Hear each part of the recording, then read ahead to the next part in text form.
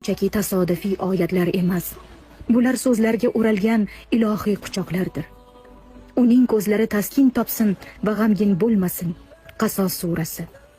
Ularning ko'zlari taskin topsin va g'amgin bo'lmasin. Ahzob surasi. Qo'rqma va g'amgin bo'lma. Qasos surasi. G'amgin bo'lma. Maryam surasi.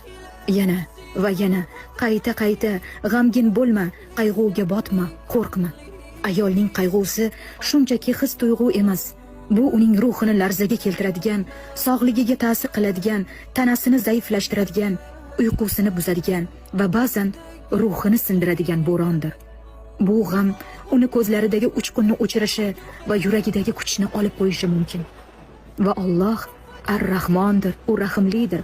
Mana nima uchun Robbing senga mehr bilan Qur'onda shunday demoqda. Mana nima uchun g'amgin bo'lma, qo'rqma, ko'zlaring taskin topsin demoqda. Chunki u biladi, ayolning qayg'usi faqatgina ko'z yoshlarida qolmaydi.